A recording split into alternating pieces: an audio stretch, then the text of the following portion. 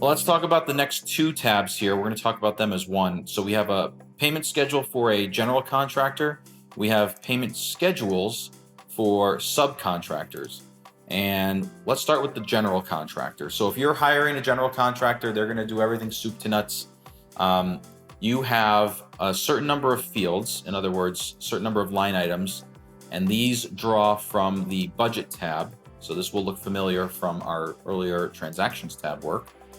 It's the same tabs, and you will enter those amounts, or excuse me, you'll enter those line items that they are responsible for.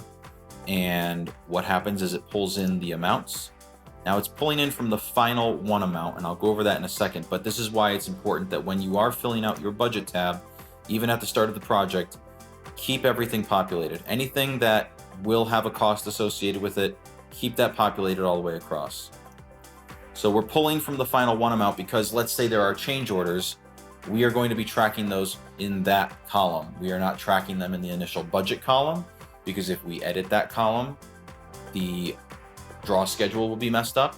We're not tracking it in the bids column because the bids column is what they first told us it would cost.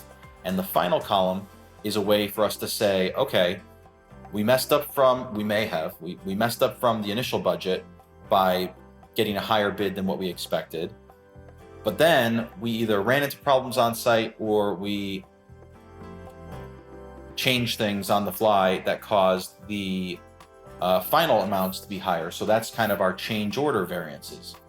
So long story short, we're going to enter each and every one of these line items in here. And as you enter them, these line items can be used for building your contract. So say, for example, you're going to have the general contractor do everything, and you're going to enter electrical, rough, plumbing, framing, windows. All of those things can get entered into here. And then as they're completed and the contractor sends you a request for payment, you can track how you've paid them. So in this case, we're doing a very simple example here.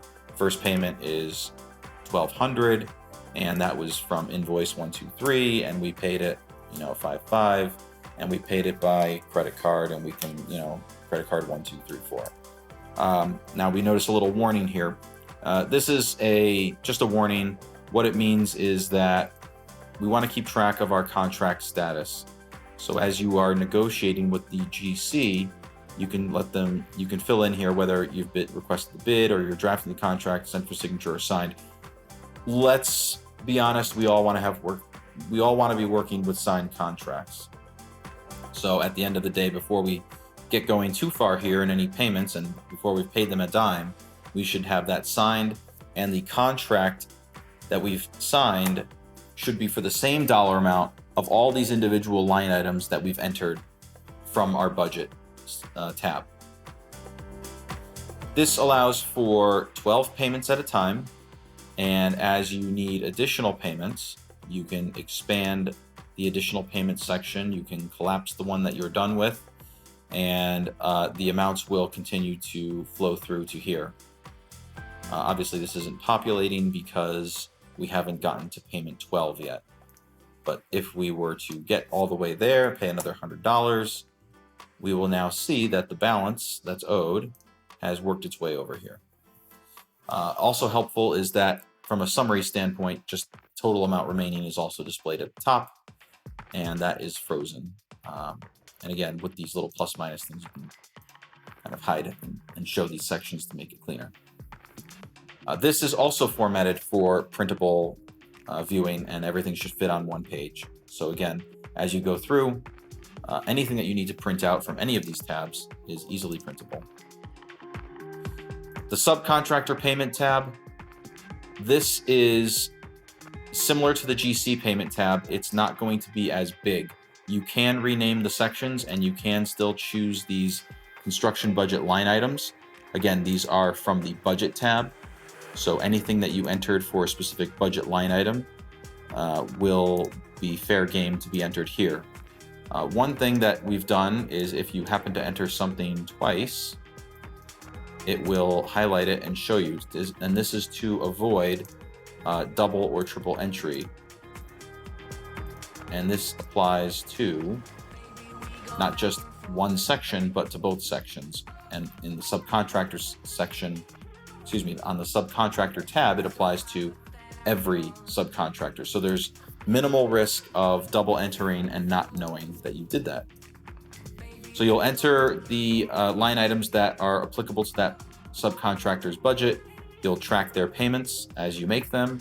You will track the contract status, make sure that what you have signed is matching the final amounts that we expect to pay them.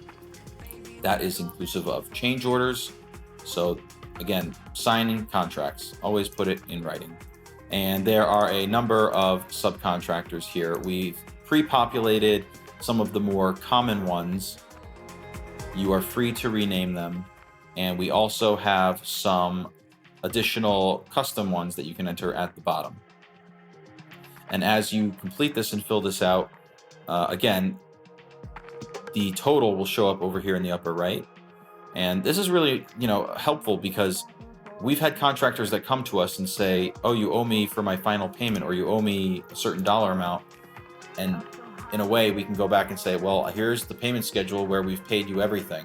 It's a little easier to do this rather than just go through the transactions tab and try and sort and filter there. So, this section, you don't have to use it if you don't want to. If this seems like overkill, that's fine. But we have found huge value in keeping track of what our subs are owed and what we've paid them. So that is the subcontractor and general contractor payment tabs. If you have any questions or need additional support, please just reach out.